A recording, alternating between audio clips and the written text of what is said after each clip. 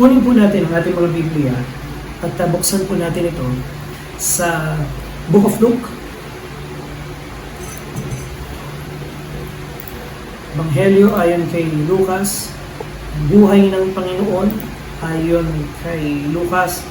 At babasahin po natin chapter 2, Luke chapter 2, and we will be studying verse 8 to verse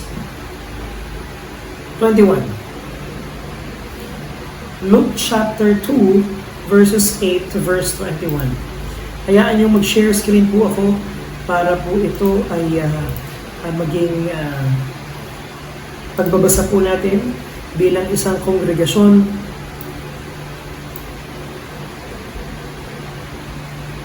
Luke chapter 2, verse 8. Ako po muna ang babasa. Kayo po sa verse 9. At pagdating po ng verse 21, tayo po ay sabay-sabay. So we will be reading Luke chapter 2, verse 8. Kung ito po yung nakita na, ito po ang sabi sa verse 8. And in the same region, there were shepherds out in the field, keeping watch over their flock by night. Verse 9. An angel of the Lord appeared to them, and the glory of the Lord shone around them, and they were terrified.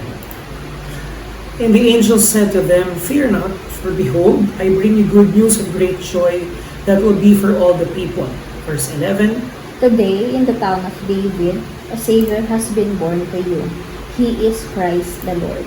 And this will be a sign for you. You will find the baby wrapped in swaddling cloths and lying in a manger. Verse 13. Suddenly, a great company of the heavenly host appeared with the angel, praising God and saying, Verse 14, Glory to God in the highest, and on earth peace among those with whom He is pleased. Verse 15, When the angels had left them and gone into heaven, the shepherds said to one another, Let's go to Bethlehem and see things that has happened, which the Lord has told us about. And they went with haste and found Mary and Joseph and the baby lying in a manger. Verse 17, When they had seen him, they spread the word concerning what had been told them about this child. and all who heard it wondered at what the shepherds told them. Verse 19, But Mary treasured up all these things and pondered them in her heart. And the shepherds returned, glorifying and praising God for all they had heard and seen, as it had been told them. Verse 21, sabay-sabay po natin basahin. And at the end of 8 days, when he was circumcised, he was called Jesus, the name given by the angel before he was conceived in the womb. Salamat sa pagkabasa ng salita ng Panginoon. Tayo mga kapatid ay sama-samang manalangin. Panginoon, maranasan namin ang kagalakan ng mga pastol na ito na pinagpakitaan mo ng mabuting balita. Dahil yun ang panalangin namin. Nawa makita namin ang mabuting balita sa umagang ito. Makita namin ito at maging kalakasan ng aming spiritual na buhay. Maging pagkain ng aming puso. Panginoon, katagpuin mo kami. Patawarin kami sa aming mga pagkakasala. Pakalinisin kami. Sa umagang ito, kumilos ka sa aming kalagitnaan. Sa pangalan ni Jesus. Amen. Salamat. Makakapagsimula na po tayo ng ating pag-aaral. Tayo po ngayon ay nagbibilang na lang ng araw bago natin i-celebrate ang Christmas season. At gusto ko lang pong magbigay ng komento patungkol sa mga okasyon na patungkol sa mga tradisyon na na meron tayo. Tanggapin natin na kahit tayo ay evangelical na, kahit tayo ay mga born-again Christians na, meron tayong mga tradisyon. Meron tayong, for example, Christmas traditions. Meron tayong mga nakagis ng ginagawa sa mga tahanan natin, sa mga pamilya natin. May mga bagay na hindi pwedeng mawala taon-taon. Okay? At ano ba ang attitude natin? At paano ba dapat natin tinitignan to bilang mga mananampalataya? Gusto kong tignan natin ito in 3 perspectives. Una, meron tayong tinatawag na Christ against culture, Christ in culture, tapos Christ above culture. Si Kristo laban sa kultura, si Kristo na nasa kultura, at si Kristo na mas mataas kaysa sa kultura. Ano yun? Yung mga tao na nagsasabi na Christ against culture.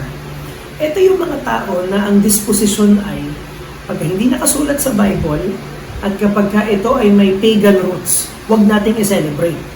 Hindi ko alam kung may kakilala kayong ganito, pero makaka-encounter kayo ng mga Kristiyano na ang tradisyon nila tuwing Pasko ay magprotesta laban sa mga taong nagse-celebrate ng Pasko. Okay? May mga churches na nagbukas ngayon na ang preaching ay kung bakit ang Pasko ay may pagan roots at ito ay hindi dapat natin ipinagdaraos. Okay?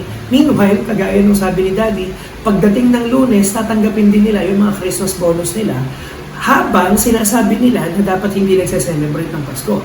Okay, so isa yun. Pagka sinabi natin Christ against culture, ito yung mga tao na nagsasabi na iba si Kristo, iba ang Christianity sa kultura. At tama naman, may mga parte ang kultura natin at may mga parte, may mga bahagi ang tradisyon natin na kontra sa Biblia. Okay? Pagka naman sinabing Christ in culture, ito yung mga tao na nagsasabi kung ano ang ginagawa ng mga tao, sundin natin lahat at para mawin natin sila dahil nandyan si Kristo. Ang katwiran nitong mga taong to ay si Kristo ay nakisalamuha sa mga makasalanan, kaya dapat makisalamuha tayo sa ginagawa ng kultura. Lahat, no reservations. Okay? Pagka naman sinabing Christ above culture, tinitig na sinasabi nito na si Kristo ay mas nakatataas. Si Kristo ay Panginoon ng culture, which means merong possibility, may mga tradisyon na hindi talaga pwedeng i-celebrate dahil Panginoon si Kristo. Pero may mga tradisyon na pwede nating i-redeem, quote and unquote. May mga tradisyon na pwede nating ipagdaos from a Christian perspective. So for example, kunin natin ang okasyon na meron tayo sa mga susunod na linggo, Pasko. Okay? Pagka sinabing Christ against culture, huwag tayong mag-celebrate. Lahat ng party ay boycott natin, lahat ng regalo ay tanggihan natin. Hindi ko na bibigyan ng regalo si Precious, hindi na siya bibigyan ng tsokolate kasi talagang hindi tama yun. Okay? Kung ang magiging perspective natin ay Christ against culture, okay, alam mo, sa totoo lang, nag-aantay nga ako ng mga conservative Christian na magsasabi na hindi naman pinanganak si Kristo ng December, kaya wag nating ipagdaos, pinanganak siya mga around summertime. Inaantay ko na mag-celebrate sila ng Christmas ng summer. Hindi naman nila gagawin. Okay? Kung sasabihin naman natin na Christ in culture, lahat na lang ng gawin ng mundo gagayahin natin.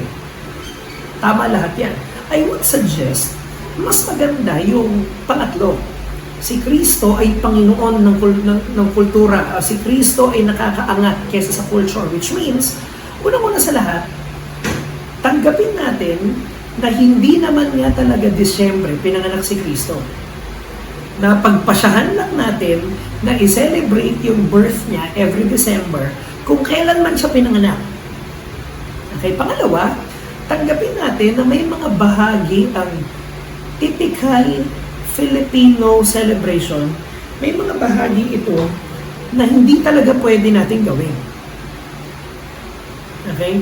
Ilang beses na akong gabing umuwi, di kaya nasa labas ako ng gabi, at ilang beses na akong nagkakaroon ng kasabay sa jeep na talagang hilong-hilo sa lasing, pauwi. At ine-expect ko na habang papalapit ang Pasko, parami sila ng parami. Alam natin na off-limits yun. Alam natin na hindi natin gagawin yun bilang mga mananampalataya. Pero hindi naman pwedeng lahat ng pagtitipon, hindi naman pwedeng lahat ng okasyon ay iiwasan natin para lang masabi ng mga tao na pure tayo. Rather, kailangan nating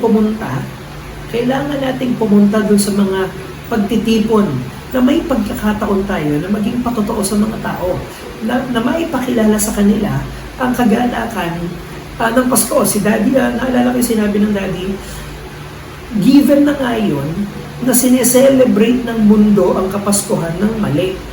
May pagkakataon tayo na ipakita sa kanila kung ano ba talaga yung tama, ano ba talaga dapat ang ginagawa natin. So, a word of encouragement, Meron bang mga family reunion? Meron po bang mga okasyon kung saan may mga nakikita tayong mga tao na hindi naman natin makikita, throughout the year, ngayong December lang? Meron bang yung bang mga anak natin ay mag-iikot sa 25 at sila ba mamamasko sa kanilang mga ninong? Merong dahilan para pumunta doon sa bahay ng mga tao na yon? Bakit hindi natin samantalahin at maging pagpapala tayo sa kanila? Panalangin natin sila, makipagkamustahan tayo, ipakilala natin, ipakita natin kung bakit tayo nagdaraos ng Kapaskuhan, bakit natin sinaselebrate. Okay? Dahil tayo ang pinagkatiwalaan ng kagandahan ng mabuting balita. Okay? Of all the people, ang Kristiyano ang may pinakamaraming resources at may pinakamalalim na resource kung bakit dapat magalak ngayong Kapaskuhan. Tayo ang merong pinakamalalim na dahilan kung bakit dapat tayo magalak. Okay? At nakita natin doon sa binasa natin isang halimbawa ng isang Christmas celebration. I would say ang unang Christmas celebration sa Bible. Hindi ito nangyari noong December. Okay? Malayong-malayo ito sa klase ng celebration na meron tayo. Pero, ito kung isa-summarize ko ang mensahe sa isang pangungusap lang. Naalala ko yung sinabi ng professor ko. Sabi niya, kung hindi mo pa daw kaya na i-summarize yung mensahe ng isang sentence, hindi ka pa handang magmensahe, hindi pa ready yung mensahe. So, ito yung isang pangungusap na magsa-summarize ng ating preaching sa umaga nito. If you want to make much of Christmas, make much of Christ. Kung gusto mo talagang gawing big deal ang Paskong to, gawin mong big deal si Kristo. Kung gusto mo talaga na maging kagalak-galak ang Paskong to, hayaan mo na ang maging kagalakan mo ay si Kristo. Walang problema na gawin nating big deal ang okasyon na to, basta yung okasyon ay patungkol kay Kristo. At kapag nakita natin yung ginawa ng Panginoong Jesucristo, yung ginawa para sa atin ng Panginoong Jesucristo, hindi may iiwasan ng puso natin na talagang gawing makabuluhan at gawing masaya, gawing puno ng kagalakan ang pagdaraos ng Kapaskuhan. Okay? Meron tayong binasa at alam natin at ito ay isang common Christmas story. Okay? Nasa New Testament tayo, nasa Luke tayo. Si Luke sa apat na Gospels, Matthew, Mark, Luke, and John, Luke ang pinakamahaba dun sa apat. At si Luke, ang intensyon niya talaga kung bakit niya sinulat ang Gospel of Luke ay magbigay ng isang detalyadong account kung ano talaga ang nangyari sa buhay ni Kristo. Which means, makikita niyo sa chapter 1 ng Luke yan, na itong si Luke, meron siyang access sa spoken tradition at written tradition, okay, ng buhay ni Kristo. I would think na palagay ko naisulat na po ang Gospel of Mark at palagay ko yung Gospel of Matthew nung sinusulat ni Luke yung kanyang Gospel. Okay, so bukod po dun sa dalawang Gospels na yon, meron siyang access sa iba pang mga written records at mga oral tradition kung ano ang nangyari nung sa buhay niyang Panginoong Jesucristo, nung nandito siya at nung siya'y nagkatawang tao. Ang objective ni Luke ay i-organize itong mga records na to into one complete list. Okay, kaya makikita nyo, sa kapanganakan ni Kristo, si Luke ang may pinakamahabang record. Maraming mga himala na hindi na i-record dun sa tatlong Gospels, Matthew, Mark, and John, na makikita natin sa Luke. Okay, pinakadetalyado yung kanya dahil niya si Luke ang pinakametikuloso dun sa apat na sumulat na patungkol sa buhay ni Kristo. At nandito tayo ngayon, okay, sa Luke chapter 2 kung saan tapos na tayo dun sa part ng kwento na si Mary at si Joseph ay nag-travel na papauwi sa Bethlehem dahil taga dun sila dahil sa isang census. Pinag-usapan namin sa klase itong Luke chapter 2. Tignan nga natin yung verse 1. Kung kayo yung mga Bible, kung may mga Bible po kayo, pakitignan nyo nga po yung verse 1. Ano ang mapapansin nyo?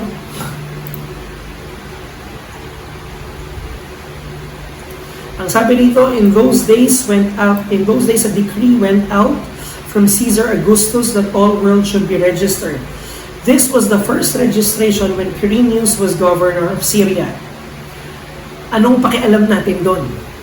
Okay, meron daw isang emperor, meron daw yung leader ng Roman Empire ay nagpakalat na ay nagbigay ng news, isang census. Okay, kaya yung mga tao ay bumalik sa kanilang mga hometown. At ito daw ay nasa panahon ito daw ang unang registration nung si Quirinius ay governor ng Syria. Ano pakialam natin? Para saan yan? Simple lang. Nasubukan niyo na bang magsinungaling? Nagulat kayo sa tanong ko, no? Nasubukan niyo na po bang magsinungaling? Pagka sinabi niyo pong hindi, nagsinungaling na po kayo nun. Okay? Paturo nga po ako paano magsinungaling.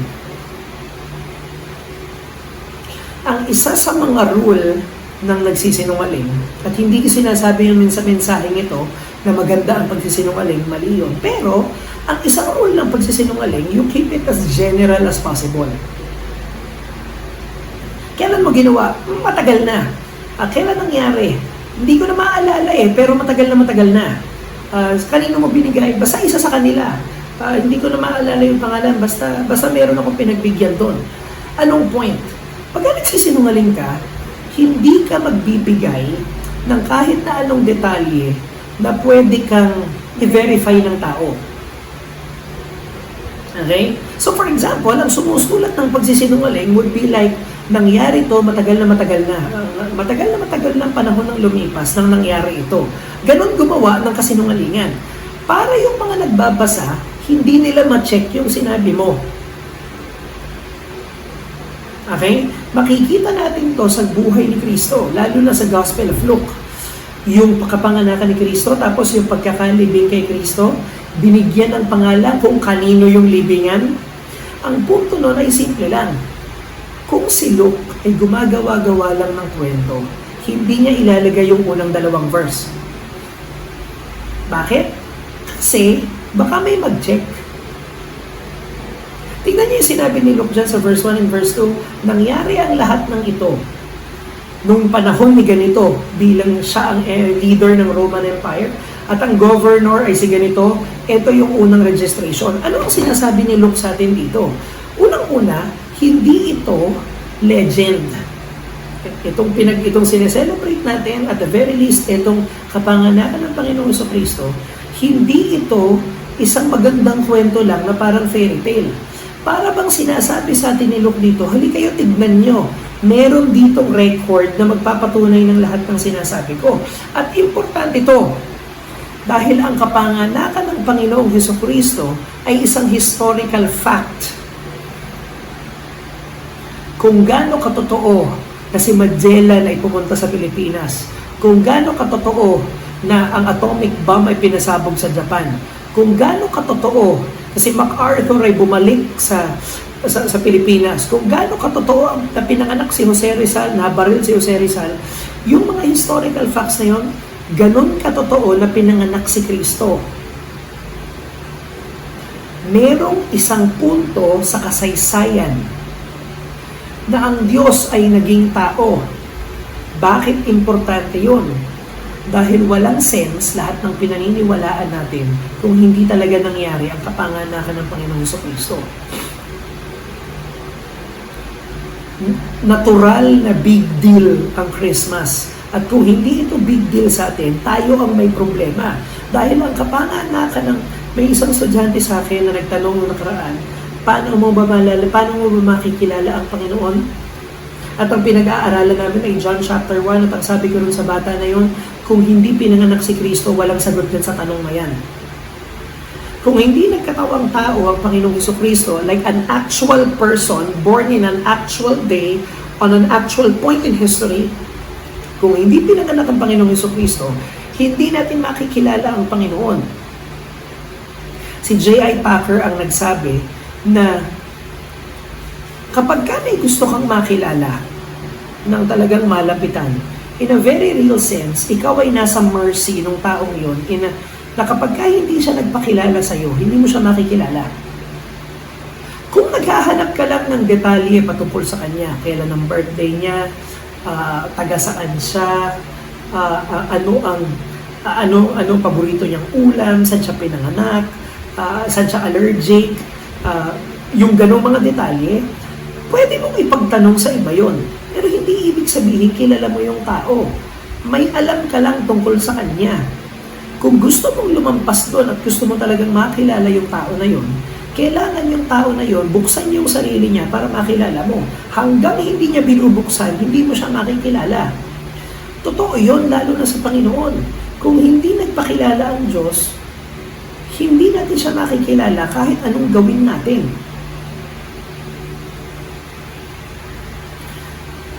Sa kapanganakan ng Panginoong Jesucristo, nagpapakilala sa atin ang Panginoon. So ngayon, pagkatapos nun, nakabalik si Mary, tsaka si Joseph sa bayan nila, pumunta sila sa Sabsabang, pinanganak si Kristo.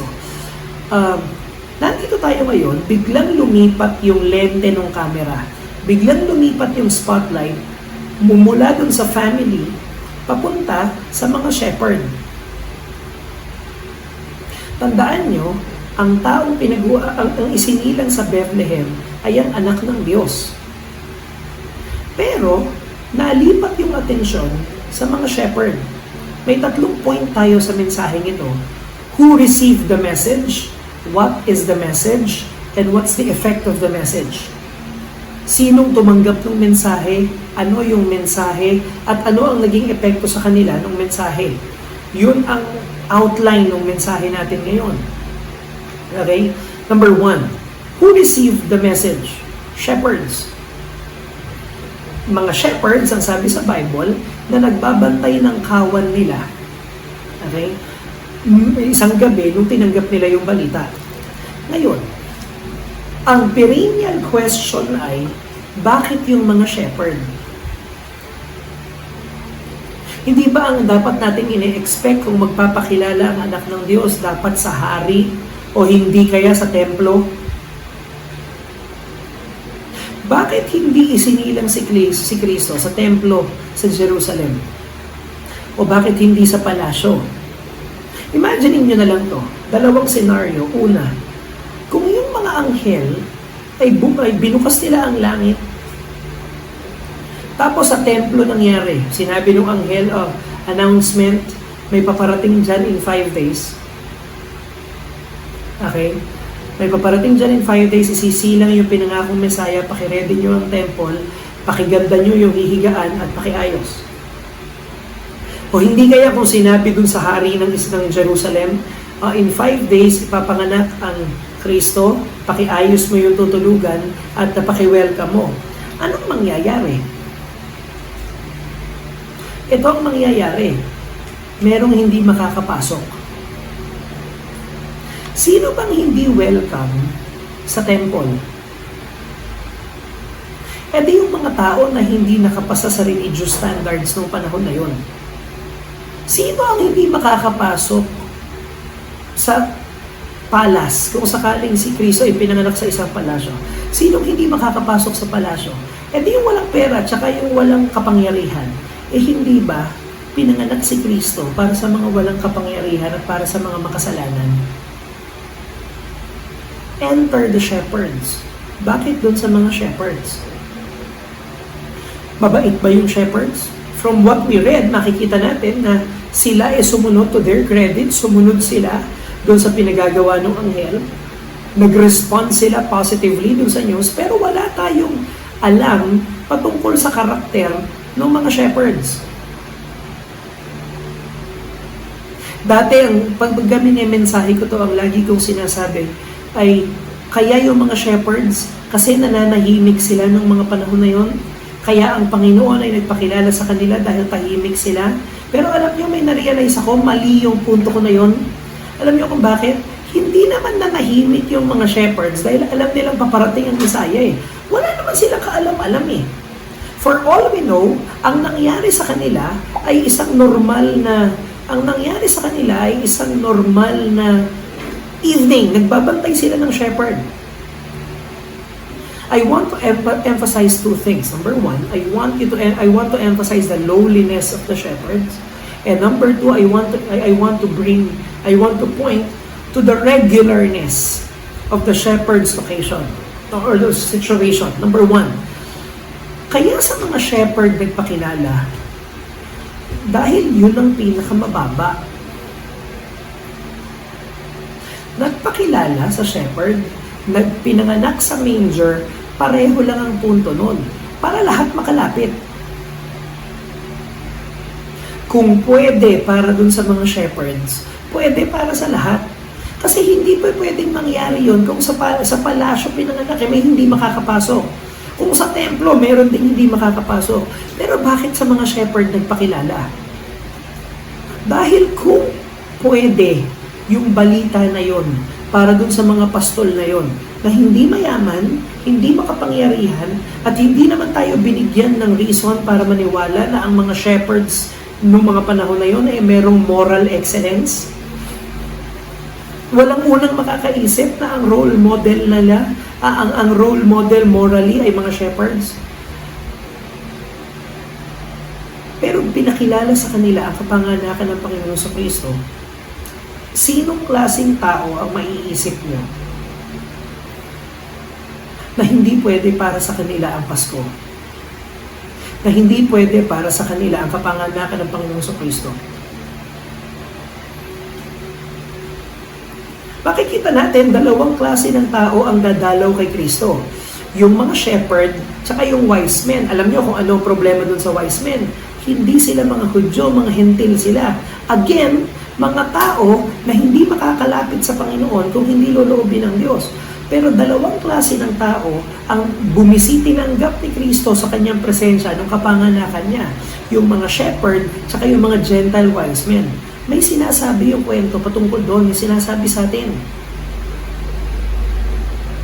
Ang kapanganakan ng Panginoon ay sobrang baba ng pinagkababa niya para lahat ay makaabot. Para lahat ay makalapit. Pangalawa, gusto kong i-emphasize yung regularness ng situation nila. Paano mo makakatagpo ang, imagine niyo mga kapatid, wala kayong background sa Christianity. Wala kayong alam sa Bible, wala kayong alam sa kahit na ano, hindi kayo ma-attend ng church, hindi kayo pinanganak sa isang Christian country. At tatanungin ko kayo, paano nyo makakatagpo ang Diyos? Ano ang sasagot ng mga tao? Ang sasagot ng mga tao siguro nasa matinding pagme-meditate. Alam nyo ba yung mga nasa ilalim ng mga waterfalls, tapos nakapikit, tapos ginugutom yung sarili nila? O hindi kaya magkukulong sa isang monasteryo at kanilang tatanggihan lahat ng pangangailangan ng katawan, bubugbugin nila sarili nila? Siguro aakyat sila sa isang mataas na bundok. Siguro mag-aalay sila ng mga hayop. Paano makatagpo ang Panginoon? Sinong mag-aakala na maaari mong makatagpo ang Panginoon habang ginagawa mo yung trabaho mo bilang isang pastol? Ano ba ginagawa ng mga pastol? Nasa church ba sila nito? Nasa templo ba sila? Hindi. Nandun sila sa kanilang mga field, ginagawa kung ano yung dapat ginagawa ng mga pastol, nagbabantay ng tupa. At pinili ng langit na magpakilala sa kanila doon. Naniniwala tayo na may mga espesyal na disiplina para sa mga gustong malapit sa Panginoon. Nagfa-fast tayo. Talagang uma-attend tayo ng church. Tayo ay may mga gawain. Tama yun, may prayer meeting. Pero, huwag tayong magkamali na mag-make ng assumption na sa mga ganong pagkakataon lang nagpapakilala sa atin ang Panginoon. Ang pinakamagandang balita ay ni-reveal sa mga pinakasimpleng tao. Sino sa atin ang nakakala na yung mga shepherd, okay, makakatagpo nila, maririnig nila ang pinakamagandang balita na na-record sa buong Biblia sa isang normal na gabi na nagbabantay sila ng tupa. And time again, pinapakita sa atin ito ng Bible. Sino ba yung mga nakatagpo ng Diyos? Kinatagpo ng Panginoon ang mga tao sa mga pagkakataong hindi nila inaasahan.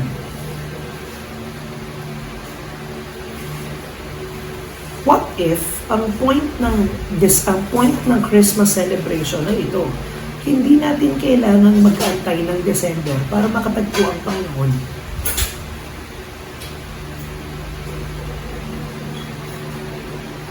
So yun yung una, sila yung tumanggap ng balita. Mga shepherds, no, wala namang kamalay-malay dun sa mga nangyayari.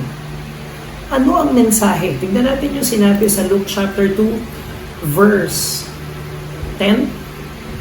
Verse 9, and an angel of the Lord appeared to them, and the glory of the Lord shone around them, and they were filled with great fear. Habang nagbabantay sila ng tupa, biglang bumukas ang langit, at merong anghel na nagpakita sa kanila na nagniningning.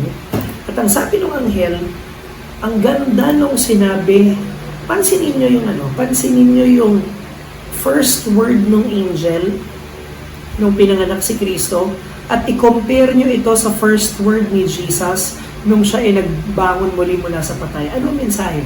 Ito sabi, fear not. Kayong matakot, napaka-importante nun. Kung wala pang highlight sa mga Bible niyo yun, pwede bang paki-highlightan niyo yun? Ang message ng Pasko ay ito, at gusto ko munang mag-post ito at ikot-ikutan muna natin ito. Fear not. Ang pinakamalaking pagsasayang ng December, ang pinakamalaking pagsasayang ng Christmas celebration ay ito.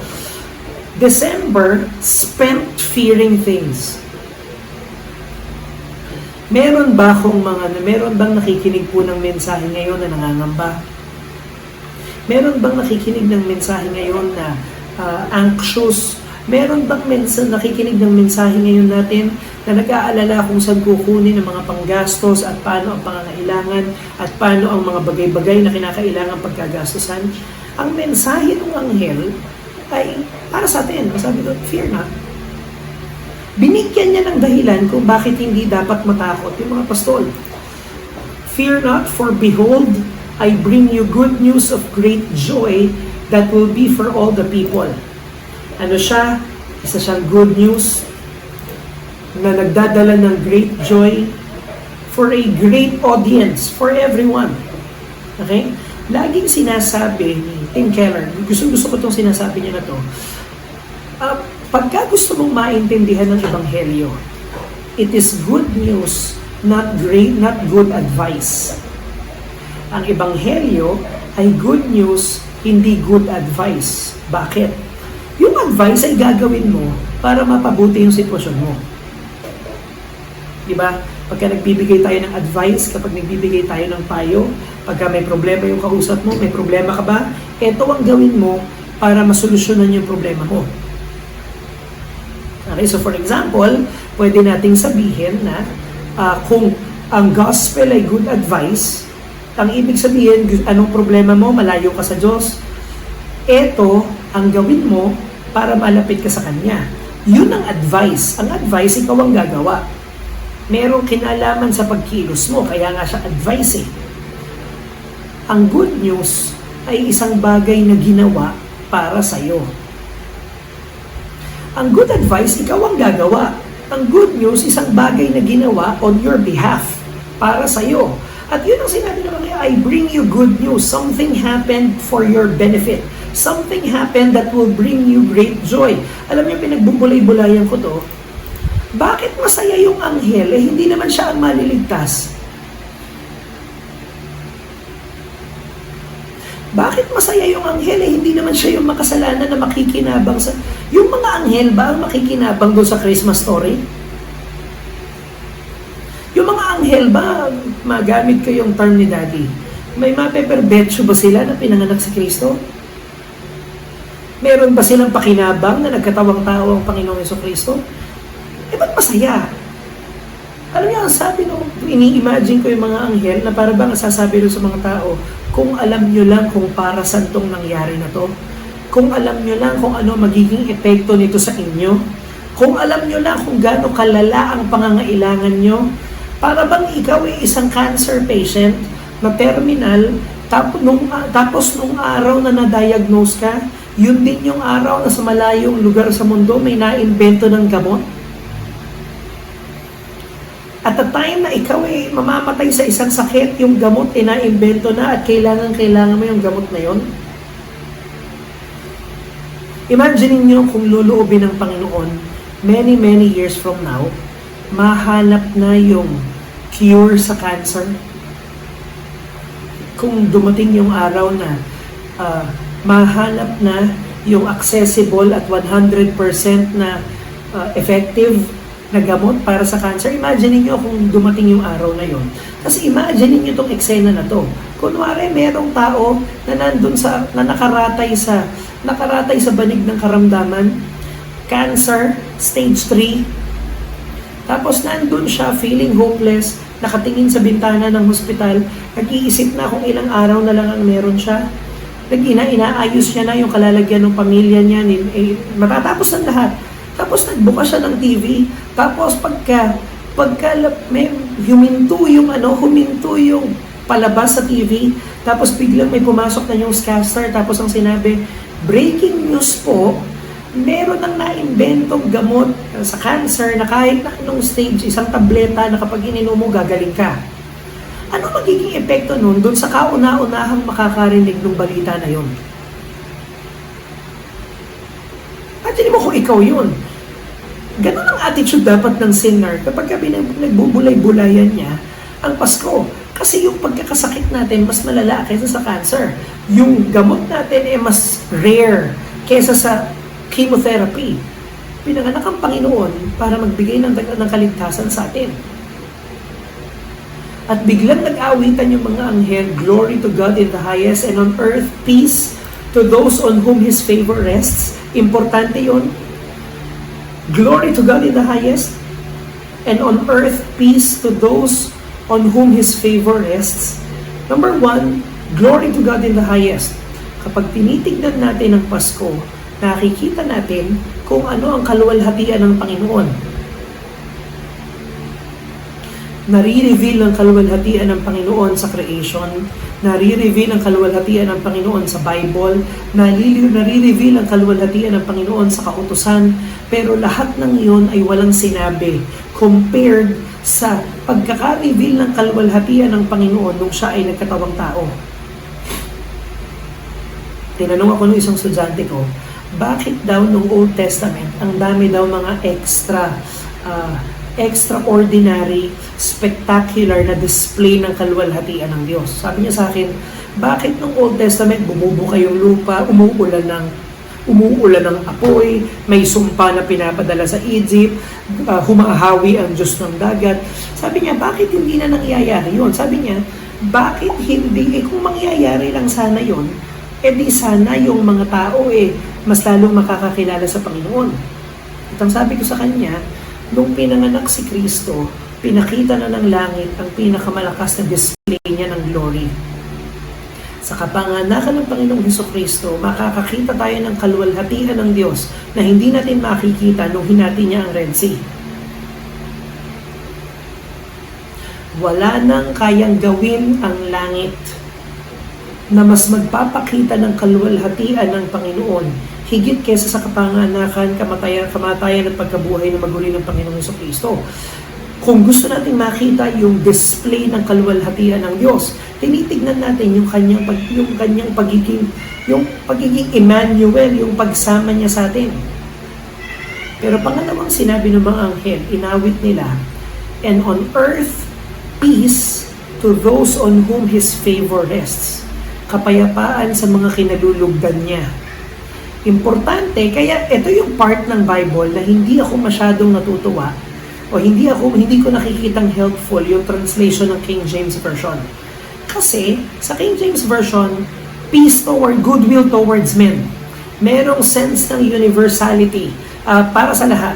Pero kapag pinag-aralan natin yung ibang translation, ang makikita natin, peace to people on whom His favor rests. Kapayapaan hindi para sa lahat, kung hindi kapayapaan para sa mga taong kinalulugdan niya. Ano ang sinasabi ng mga anghel dito? Kung pinanganak sa Bethlehem ang paraan para ang Diyos ay malugod sa iyo. At kung nalulugod sa iyo ang Panginoon ngayon, ito ay dahil kay Kristo at ang resulta nun ay kapayapaan.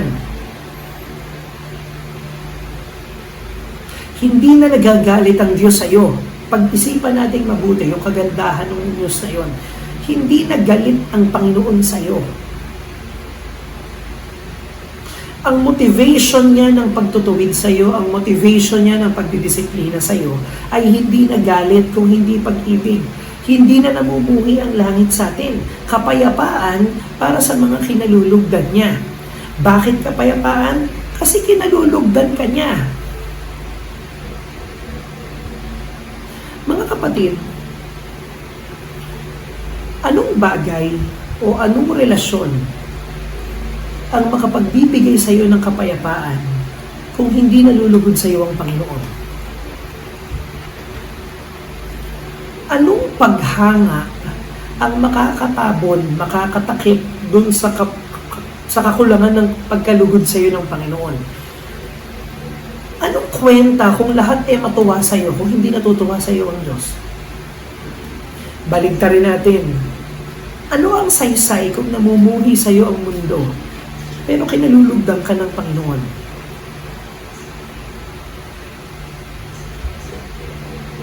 Yun yung mensahe na tinanggap ng mga shepherd.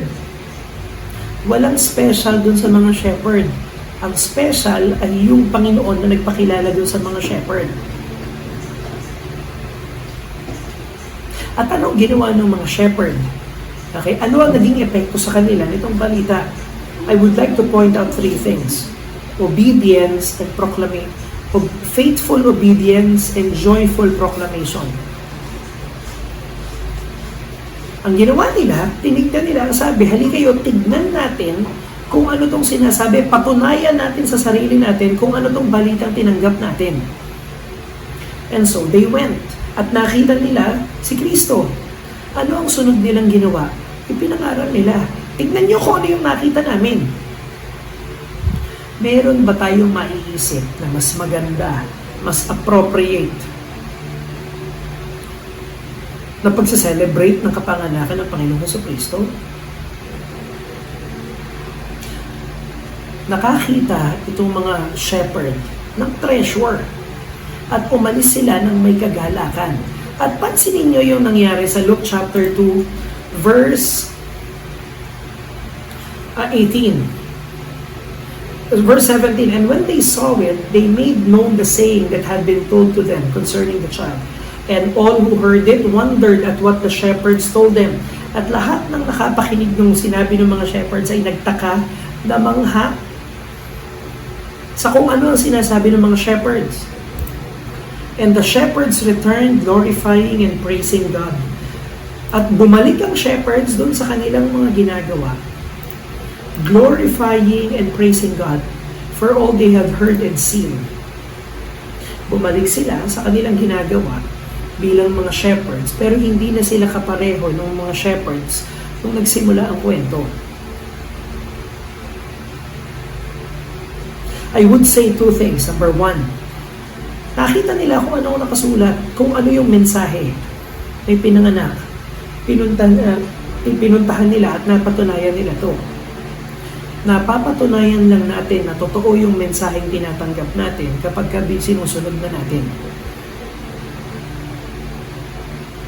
At pagkatapos nilang makita si Kristo, ano ang sunod nilang ginawa? Humayo sila at buong kagalakan silang nangaral. At yung mga taong nakakausap nila ay nagagalak doon sa pinangaral nila. Kung nag-iisip kayo, paano natin isa-celebrate ang Christmas? How about this? Like the shepherds. Tignan natin kung ano sinasabi ng Biblia patungkol sa kapanganakan ng Panginoong Jesucristo. Patunayan natin sa sarili natin, nangyari nga ba talaga yun? At pagkatapos noon, ipakilala natin sa mga tao ng buong kagalakan. Dahil masyadong maganda, masyadong masaya ang Christmas season para solohin natin. Yun palagay ko ang pinakamalaking pangangailangan. Isa sa mga pinakamalaking pangangailangan ng iglesia natin. Meron tayong malalim na pangangailangan para talagang ipangaral ang Panginoong Jesucristo sa mga mahal natin sa buhay. Hindi para hindi dumami yung members natin para itaas sa mga sarili natin.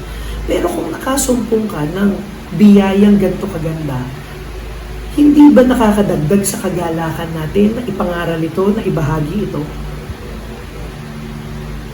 Manalangin ko, dalawang practical na application itong mensaheng ito. Number 1, sa mga pamilya natin, hindi kaya maganda na tuwing gabi ay magkaroon ng devotion, pag-aaral ng salita ng Panginoon na pangungunahan ng tatay ng pamilya, ng leader ng pamilya, para pagkilalanin natin kung ano ang sinasabi ng Biblia patungkol kay Kristo. Pangalawa, hindi ba tayo dapat magregalo sa Panginoon ng isang tao na i-share natin sa Kanya yung pananampalataya natin ngayong December? Meron ba sa atin dito na, alam nyo, ang isa sa mga pinaka-challenging na activities ng Christmas party, ng mga school at ng kung anumang mga okasyon, mag-isip ng ireregalo?